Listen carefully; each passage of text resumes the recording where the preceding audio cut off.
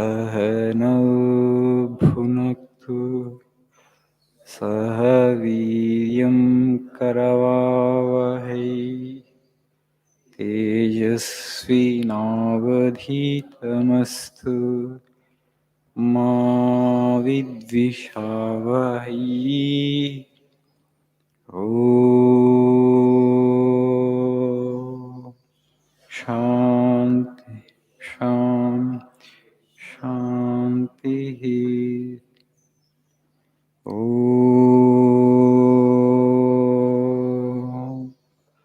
असतो मा सद्गमय तमसो मा ज्योतिर्गमय मृत्योर्मामृतङ्गमय। ॐ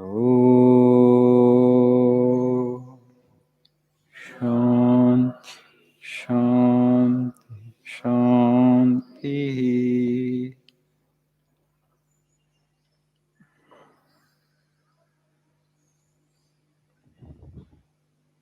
Good morning.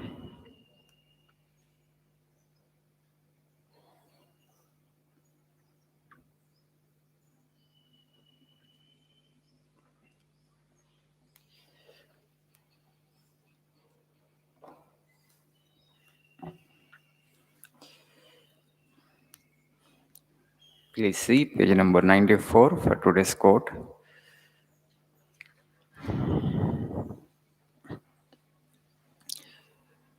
The first quote in the page. Behind everything, the same divinity is existing, and out of this comes the basis of morality.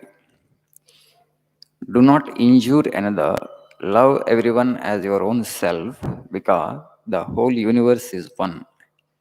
In injuring another, I am injuring myself. In loving another, I am loving myself. Behind everything, the same divinity is existing, and out of this comes the basis of morality. Why should we not hurt others? If you hurt others, you hurt yourself. Why should I not cheat others? If you cheat others, you cheat yourself. If you do violence with others, basically you're doing violence upon yourself.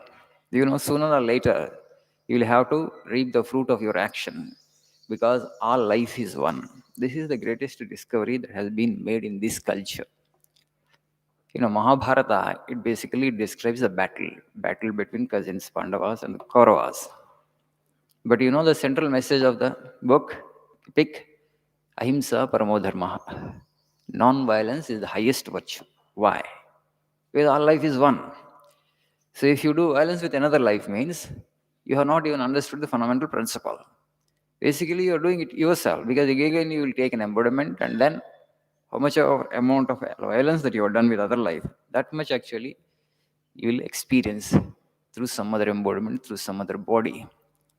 And that's why it's very important that you need to understand this. All life is one. There is only difference in the degree of manifestation, as Vivekananda puts it. So what is the difference between two individuals? If you just see, physically we may be different from each other, psychologically we may be different from each other, your thought is different, my thought is different. But fundamentally the life principle that exists is the same, right? Physically we look different, right? Psychologically we are different, your thoughts are different, my thoughts are different. But the physical dimension and the psychological dimension is not the truth of our personality. These two are insentient, jada. So behind there is the real life principle, consciousness, which animates these two. At that level, we are all one. Akbar once asked Birbal, what could be the percentage of blind people in our kingdom? Pat came the reply. Birbal said, 99% are blind, Jahapana, he said. Akbar actually said, I am asking about the percentage of the people who are blind. I am not asking about the percentage of people who have normal vision. Yes, Jahapana, 99% are blind in our kingdom, Birbal said. Akbar said, you must prove it to me, otherwise I'll put you in jail. Yes, I'll prove tomorrow, I'll prove it, Birbal said. The next day, Akbar was in full court. Birbal went there. Are you going to prove it? Yes, Jahapana, he said. So he was wearing a pagadi, like me. He had a Uttariya on his shoulder, and then this Kutta and Dhoti. So he asked all the courtiers who were present there on the day. So he asked, "What is this?" They all said, "Pagadi." He asked, "What is this?" They said, "Angavastra or Uttariya." He asked, "What is this?" "This is all Kutta," they said. See, Jahapana, all these people are blind. This is one piece of cloth, this is one piece of cloth, this is one piece of cloth. Yes or no? What is the difference between these three issues, right? So all these are blind. So they could have told actually their reply that Birbal expected was, what is this piece of cloth? What is this piece of cloth? What is this piece of cloth? Right? Three different names, right? So the difference is only in this, bracelet, armlet, earring, girdle, ankles. So what is the difference? They're all on names, but only the gold is the truth, right? Only the gold is the truth. They're all extra names, but we get so much carried away by these external identities. In the same quote in the second 95, there is a quote on religion. Swamiji is telling about religion. Religion is the idea which is raising the brute unto man and man unto God. What is religion? Swamiji gives a beautiful definition. Sometimes this itself actually divides people. Unfortunately, the purpose of religion is to unite, to integrate all into one life. But the same thing does the reverse if you don't understand it well. If you deeply identify, all these identities are secondary. As I already told you, fundamentally, we are all human beings, right? Other identities we take up. You are born into a particular caste.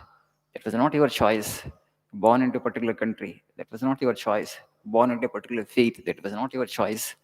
We take up these identities afterwards. First, actually, we are born as human beings. At that level, we are all one. These are all one species. If you go a little deep, you understand actually. You have a kinship with animals also. Animals are also same divinity in a different form.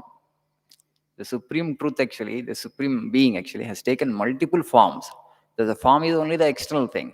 The real core of all the beings is one and the same. At that level, we are all one. So we have a kinship with other animals and other species also. When you understand that, that is true spirituality, then you exist in harmony with the entire life. If everybody has this kind of understanding, there will not be quarrels, conflicts, there will not be wars. There will be only love and peace and self-sacrifice. In fact, what is religion? If you ask me, love and self-sacrifice. You just see all prophets, all messengers of God. Why do we revere them? Why do we respect them? Because they loved all equally and they sacrificed their lives for the sake of others. So love and sacrifice is religion.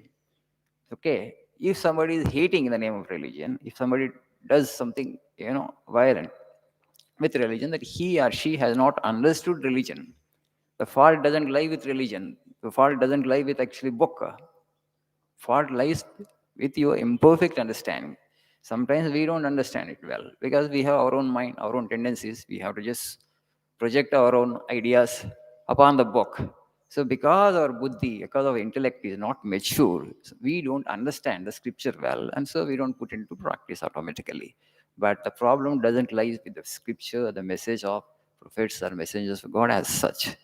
Our inability to digest them and understand them well, that actually is the source of all problem.